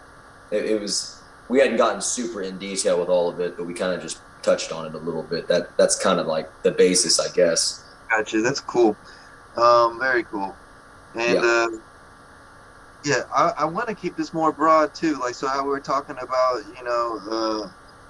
like the values type of thing, even for adults. Like that could be a section, this kind of value goal alignment stuff, like things that can do other areas, not just this health, but also wealth and relationship stuff. I want to put on there. I Right. have this one-on-one PUA thing, which is like a clean PUA, even though that has a bad connotation to it, but it's a good thing for guys to be good guys and not have to use like, stupid pickup lines and shit like that, or go Yeah. playing number games and stuff at bars and shit. You know what I'm saying? Right. Like actually how to really just connect like with girls. So I want to put that up on there too eventually. I'm also gonna have like the other stuff I've done on other websites, like Teleconnect Academy. That form can be right up there on the page, no problem. And then also a little module to take it in spiritual methods, where the ebooks will be going up on there. So it'll look like there's like bunch of stuff up on there, and then we got people like Robert, right, who's got the eyesight thing. We're gonna put up there that the blindfold course. Mm-hmm. So this is like what I want to be working on. Just putting it out there. That's kind of what I wanted to talk about this tonight, and also introduce you guys to each other. That's basically what my goal was for tonight. Right. And Amin, I wanted to ask you really quick. Do you check the Discord? No, Scott runs that. Who does that? Scott Norman runs it. Blackberries.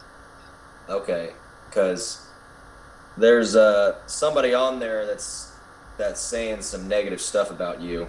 I don't know if you Yeah, want to. I was reading up a little bit about that, and I wasn't really sure what he was talking about because I saw Yeah. the video, and I was like, this seems. I mean, like, what's wrong with it? I was like, I'm not sure what the problem was.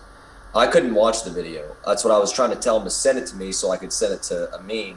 Mm-hmm. And he's like, "Oh, later, perhaps, sleepy at the moment." I like directly messaged this person, and I was like, "Okay." I tried to check the video, but it says I need permission or something. I was like, "I just want to see it," but he's not. He won't even say who he is. I don't. It just says E137. What was the video? It was basically like Chi Kai, and such. It was like it was one of the shorts. Basically, this guy's saying that you use like machines or something like that, and everything you do is like fake. And he's like trying to like say, get your refund, get your money. I mean, he's just talking like really mad hate on it. I was like, what the hell? Who is this guy? He's talking about how I made this thing where I was talking about technology and stuff. Okay. Yeah, and he's telling everyone to get a refund, and like this is BS and all that stuff. He like writing it all over the Discord. Yeah, I think I know you're talking about. I saw him on the YouTube comment or something like that. Okay, because it's not. He didn't put his real name on there. It just says E1337. So clearly, it's either like some guy trying to troll you or something like that, or Yeah, he's pissed. He's pissed that like I'm not just. I've never really talked about it before to anybody except for the people who are close to me. How for a long time, like I use both technology, internal and external, like as an herbalist, as an acupuncturist, as a person who likes nature, stuff like this. I have an oxygen machine. yeah, I have this like long wave magnetic thing like right there. So I got some red lights over there. Right. I got the bottom there. I got grounding mats. You know what I'm saying? I got these Von de Graaff things and these power energies, like these kind of electro charges, a positive, negative charge stuff. We got lots of stuff like this. Got ultrasound device. You know what I'm saying? yeah, All for healing. All of these are healing tools. You know what I'm saying? They're all for healing. And so they emulate phenomena in nature. So I've always experimented with this kind of stuff. I'm a mad scientist here. yeah. I kind of say. That pissed that guy off. Well, I just want to let you know because it's kind of not right. If you're gonna He can say whatever he wants. It's okay. A lot of people don't care. A lot of people are happy that I shared that information with him, but but also a lot of people felt like I revealed that information too soon because they don't think people are ready for this stuff. Like, I mean, it's not new. Like Dr. Oz been talking about this shit like a decade ago. You know what I'm saying? Yeah. The problem is they're making assumptions. Like, you never said this is how I got my abilities or this is how I do telekinesis. Traditionally the hard way, but this is part of the path of, yes, I did not do that. You're right. But it was, I mean, I was an old school trained. I got it through cultivation practice. I told them, like, you have to use the internal before you even want to worry about using the external, because I otherwise, didn't even hear that. you need like a licensed practitioner to use these external stuff on you. You know what I'm saying? Like, Right. One of the Like, it one of was the all in one ear, out the other. one of the things that I do, and I kind of picked this up from when I was taking Robert Bruce's class, is I tell everybody, like, if they're on stage, like, bro, call me out. I don't give it. Like, come call me out. Come talk to me. Come say what you got to say to me. It's like, okay, we'll talk about it. Like, I'm got nothing to hide. Right. And it's, yeah, I have very rarely. I think there was like one person in the 6 years that I've been doing my work, or, well, doing it publicly, I should say. I've had like one person heckle me, and it was just like they asked for a scan. I told them, and their response was, "Well, what about it?" And I said, "You tell me." That was it. That was our conversation. I scanned you. I told you where your problems were, and they're like, "Well, what about these like, body parts?" And they're like, "Well, what about them?" It's like, "You tell me." Yeah. But that's it. It's like, I'll just tell you, like, call me out. I don't care. Right. But That's gonna the bigger you it's get. gonna happen once in a while. There's people like that. Actually, when I put that stuff up, we lost 25 subscribers in like that hour, Yeah. which is But that's insane. how it is, man. I mean, that's all right. I just want to let you know because sadly, Thanks for letting me know. Scott's in control of that. He'll take care of it. I'm sure if he sees that, he'll be pissed. But yeah. and then I mean, John, it I just think shows John people's was the one attention there. span. I'm gonna wait till another time to talk about technology and stuff for later again, because this is all about not telekinesis. I think that people are under a wrong impression when I made that. I was trying to explain to people how there's internal, external energy, and like nature is important, but there's also technology that can mimic it. And this is more of the mentality, the path of trying to go for immortality, longevity, good health stuff, not superpower stuff, Right. But whatever. I'll wait and teach this stuff later to people. Well, I'll wait till we have our energy cultivation e-commerce store set up selling all the stuff first. Yeah, exactly. Well, we'll do that stuff. You can buy oxygen machine, red lamps from us, and all that. The grounding mats. That'd be good. And I do have a what is it called? An affiliate thing with these people that sell like the infrared mats. I do have an affiliate thing with that. They're kind of expensive though. I got one on my bed. I sleep with it.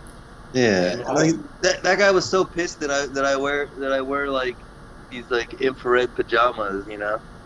those exist. Yeah. No, man, those infrared pajamas are giving you telekinetic abilities. Stop it. Yeah, it's not natural. It's You're pajama. cheating. Cheater. I actually, the gym that my dad goes to, they had a sauna, and they actually had like the infrared light in there, and I could actually feel the shift being, when we actually like with around the red light, and I was like, oh man, this is definitely different, because I was, I'd never felt. I mean, I've felt it before, but I was like, man, I can actually feel this. It's not like Yes. I didn't know, like, wow, that was interesting. Like, Yeah, Yeah. the best part of the time. Amazing.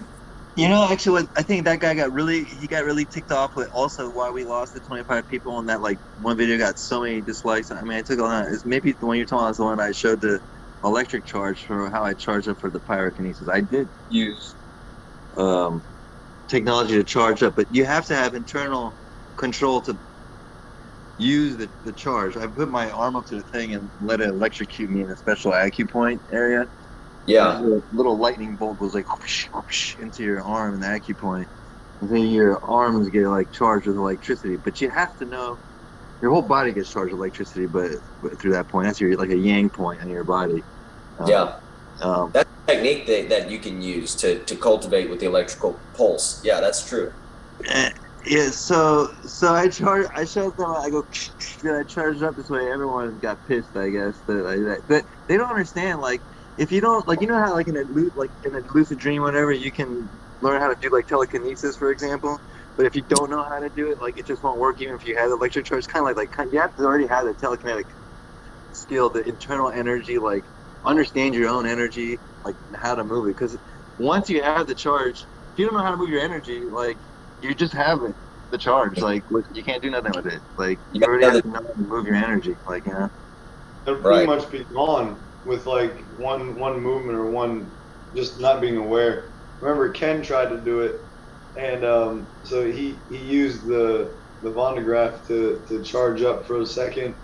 Then he went and tried to do telekinesis, but it barely moved. Like he couldn't control the thing, and he didn't have like actually, having what happened, control. Rez, was that when he did it, it got worse. Yeah, yeah. Eventually, it didn't work at all.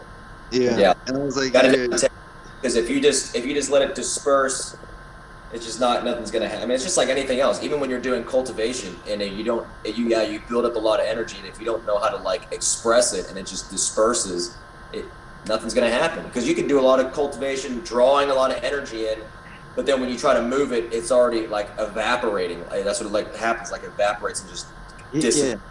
And you know these other guys that you see these videos, they're like John Chang, the guys that are like, they're doing the same thing like Master Jiang, and well he's passed away, but the other guy that's still alive, Yes. and these other guys, they actually also, I have the same kind of machine they have. We have another one. It's like it's these metal poles. They charge themselves up before they do all this stuff. They actually Yeah.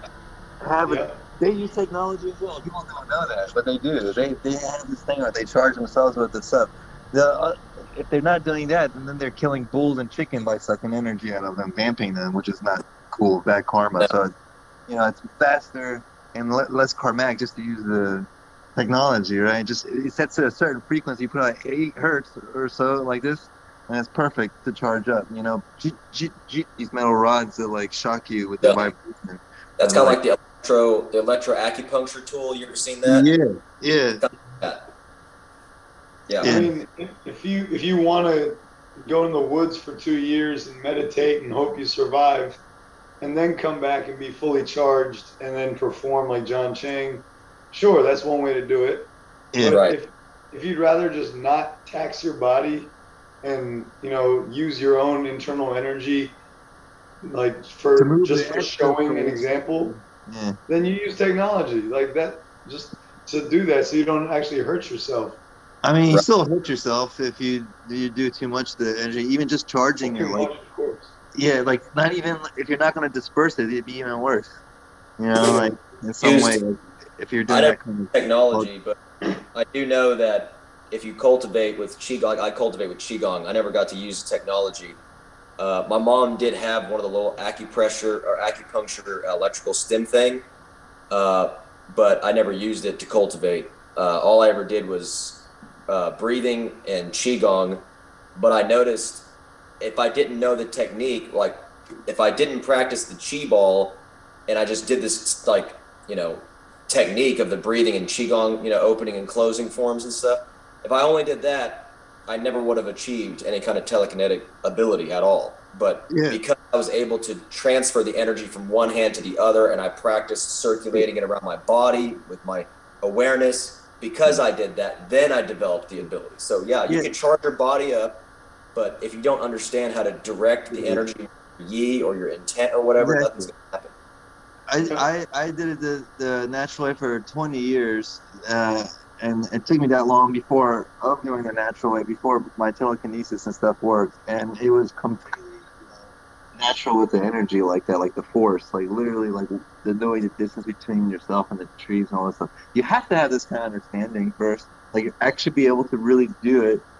If you're going to use the technology and think the technology will help you in any way to do anything more like this, like they Yeah. won't, they won't, like It, have anything to do with it at all. Yeah, you I've literally had 20 technology. years of of cultivation experience before you even touch technology, Yeah. which makes sense. Or at least understand the techniques. You know what I'm saying? At least have the dedication to practice qigong, meditation, and do things like that. At Because the if you end of the dump day, technology, you're kind of defeating the purpose. at the end of the day, if you're looking for a shortcut, which Ken was when he learned about the technology, he's like, "Oh my God, this is amazing! What is a shortcut? Can I just do this and this?" I'm like, "Ken, no, like you can't. I wouldn't let him use Yeah. this." He was like, "Oh, I don't have to meditate. I can just do this." It's like, We're like, No, "No." Like we that's wouldn't not let no. him use it. that's You know, not it going would to be work. the best. And if we did, it'd be like the biggest treat in the world for him. Like he loved it so much. Like one day, like I let him use the oxygen machine. He's just like, "Oh man, I'm like so high off of this. So good." Oh yeah, he was like smacked off Yeah, of man. oxygen. Yeah, man. Funny. But yeah, but again, the technology's only for like help, you know, honestly. That's all it's for. It's Right. for health. It will help also open up your meridians if you use electrical stimulation and stuff like that. It does help open blockages. I mean, that's why they use it in acupuncture. Just like using acupuncture needles can open up blockages and acupressure and massage. I mean, all stuff like that. So you Yeah. know, Yeah, but it's not there's nothing spiritual about it. Or even if it does it, it's just that's all physical stuff.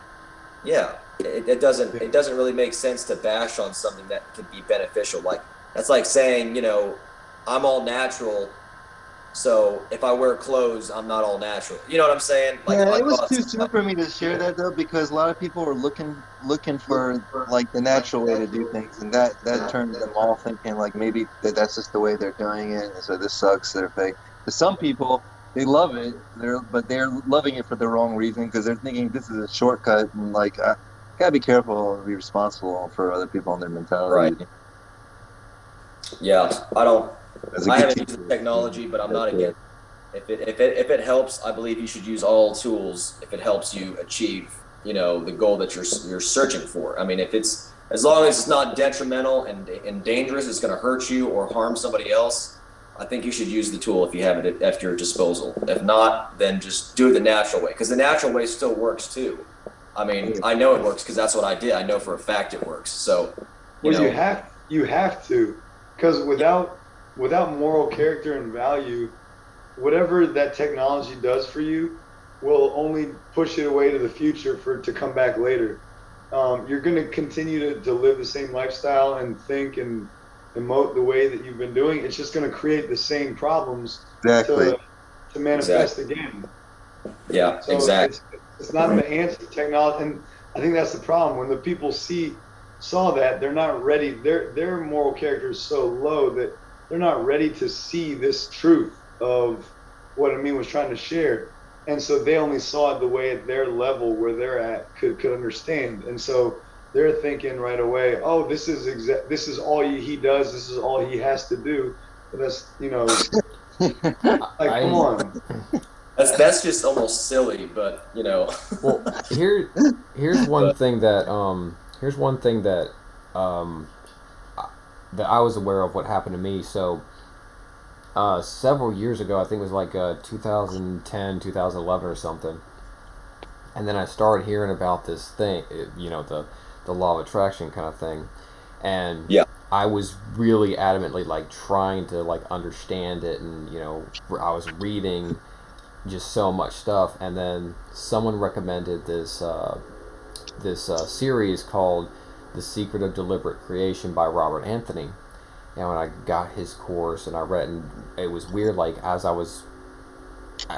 because he was supposed to be like he was like one of the original, you know, I guess writers about the subject, and I felt myself kind of like after everything I had learned, I felt listening to his course, I felt myself getting more and more angry and embittered listening to him, and it was like I was realizing like why am I feeling this way? Why am I mad? Because I realized that, you know, what I had kind of been taught, like not really like a watered down version of it, but it was more like this idea of what is it, visualization, and you know, thinking positively and such like that. But right. what he actually taught, and this was actually the best part was he had the gold secret actually came at the very end, which was amazing. Like all these CDs he has, and they're like about 1-2 hours long, and this one thing is like 10 minutes. He says, "Hey, you want the ultimate secret? Be happy now." You know why? Because everything you want it because you want to be happy. If you just be happy, so your secret is actually you just want to be happy. So just be happy.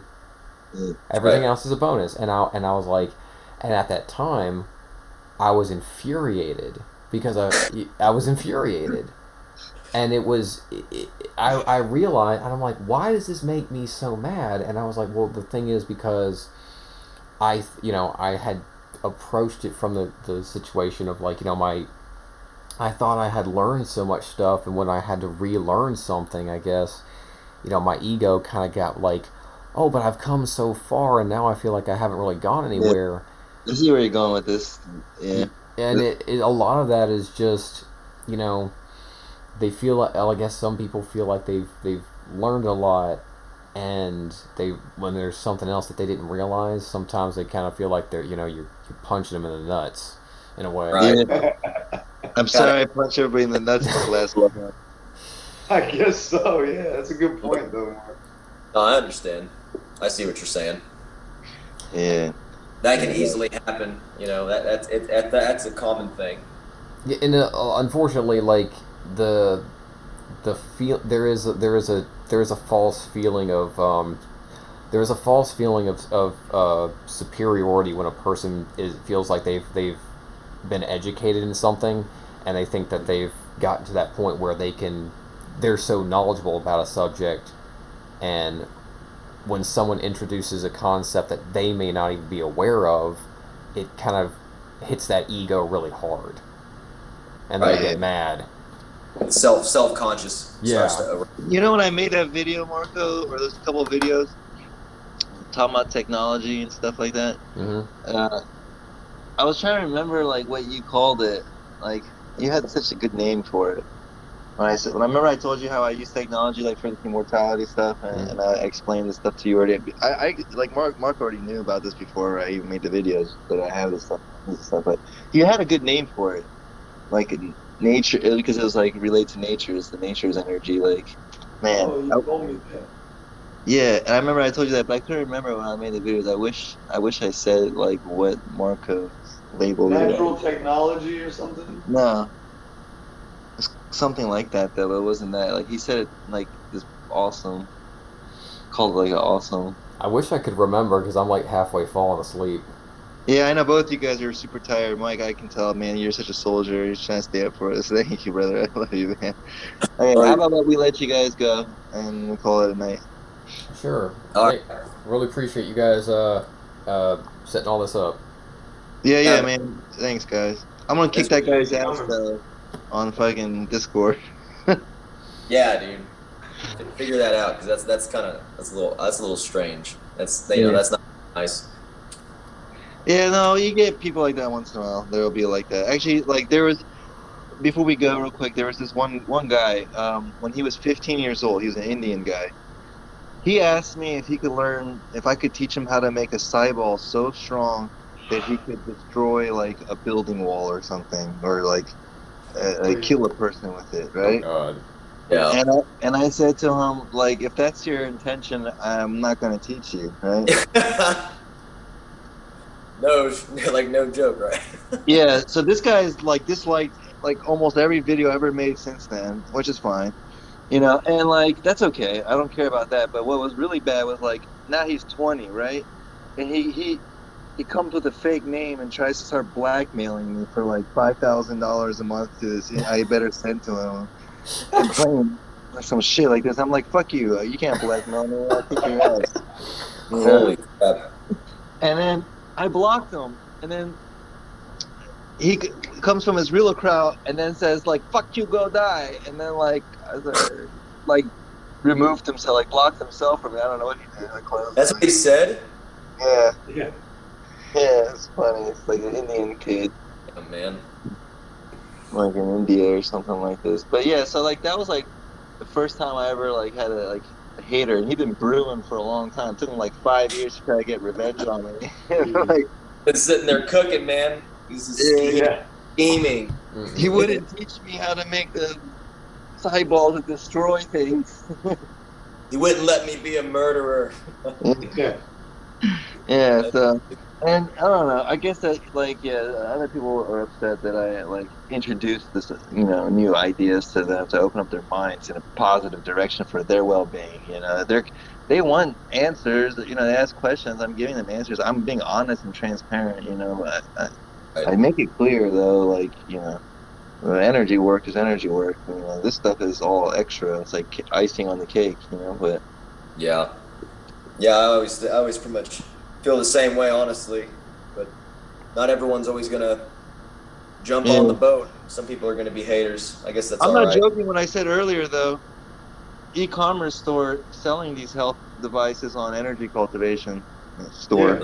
Yeah. Some people can really benefit from it. I mean, not the people yeah. who want powers, Yeah, but people who are actually looking for healing. yeah. Stop using energy for healing. Just get Yep. one of these machines, and there are a couple of them, and heal yourself.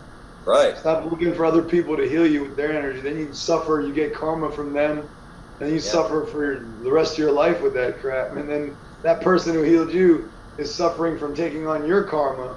It's like that's horrible. So It's I good. think that's It's what good to learn technology how to is. self heal. Self-heal. I can attest to that statement. One of I have gotten a couple of people who the group that I work with, they come from a forum page called you might see this. It's called Become a Living God, and the guy who runs it, he's like a dark magician. So a lot of people on there do that, and they hit me up and they say hey bro, can you see if I've got this entity? And I'm like, one guy messaged me and he's like, yeah, I need you to scan me because I think I got this entity around me. And I'm thinking bro, what Lovecraftian horror did you communicate with? What is this shit?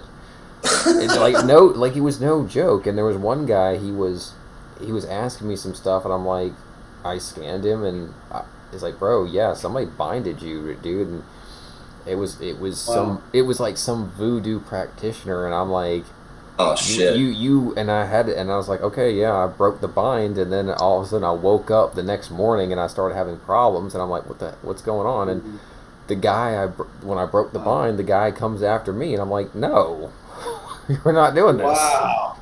I'm like, no, Man. it's not gonna happen. So yeah, I can attest to that. That is a big danger. You can pick stuff up that you don't even aware of. Right. But That's what I'm saying. Self healing. You gotta learn how to use. We got 30 seconds. You gotta learn how to use yourself and nature around you. All right, love you guys. Good night. all right, buenas noches. God bless you all. Thank you so much for joining us. Thank you. Appreciate Likewise, it. likewise. Thank you. Thank you, more. Thank you. Night, boys. Good night. All right, see you tomorrow, Reza. Nice meeting you. Cool.